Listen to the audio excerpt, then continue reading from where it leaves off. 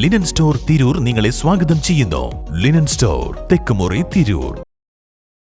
Toll പ്ലാസയിൽ സൗജന്യ pass ലഭിക്കാൻ മുസ്ലിം league ഓഫീസിൽ രേഖകളുമായി എത്തണമെന്ന പഞ്ചായത്ത് അംഗത്തിന്റെ വോയിസ് മെസ്സേജ് വിവാദമായി.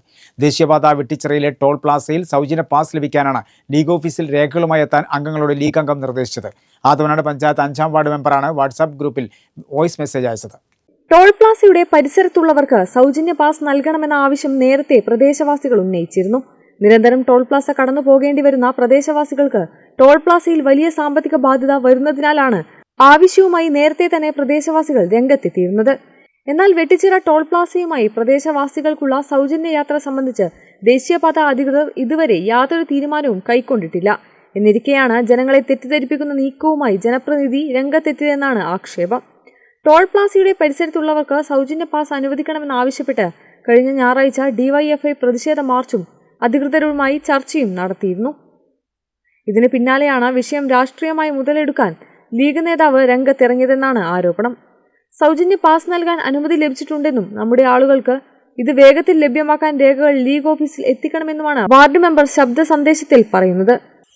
ഇന്ന് ടോൾ പ്ലാസയിൽ നമ്മുടെ MP അബ്ദുസമദ് സമദാനും അതുപോലെ നാഷണൽ ഹൈവേയുടെ പ്രൊജക്ട് ഡയറക്ടറും കൂടെ വന്ന് നമ്മളിട്ട് പഞ്ചായത്ത് പ്രസിഡന്റിന്റെയും 4 വാർഡിലെ മെമ്പർമാരും കൂടെ വന്ന് ചർച്ച ഉണ്ടായിരുന്നു. ആ ചർച്ചയിൽ നമുക്ക് അനുകൂലമായിട്ടുള്ളൊരു നടപടി കിട്ടിയിട്ടുണ്ട്. അപ്പോൾ നമ്മളെ വാർഡില് ടോൾ പ്ലാസയുടെ ഏറ്റവും അടുത്ത ആളുകൾക്ക് സൗജന്യ പാസ് അനുവദിക്കാൻ അവർ സമ്മതം നൽകിയിട്ടുണ്ട്.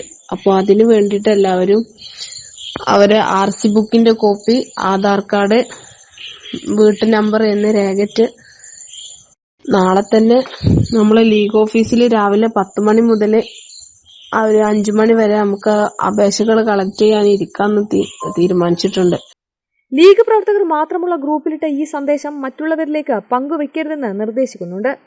പ്രത്യേകം ശ്രദ്ധിക്കുക, ഈ പോസ്റ്റ് നമ്മള് മറ്റു ഗ്രൂപ്പുകൾക്കോ വാർഡുകൾക്കോ ഒന്നും ഷെയർ ചെയ്തിട്ട് അത് നമ്മളെ വാർഡിന്റെ കാര്യം മാത്രമാണ്. നമുക്ക് കുറച്ച് പാസ് അനുവദിച്ചിരിക്കുന്നത് നമ്മളെ ആളുകൾക്ക് മാക്സിമം അത് യൂസ് ചെയ്യാന്നുള്ള ഒരു ഉദ്ദേശത്തിലാണ് ഇങ്ങനെ ഒരു പോസ്റ്റ് ഇട്ടത്. ഓരോരുത്തർക്ക് വിളിച്ച് പറയാനുള്ള നേരമില്ലാത്തതുകൊണ്ട്.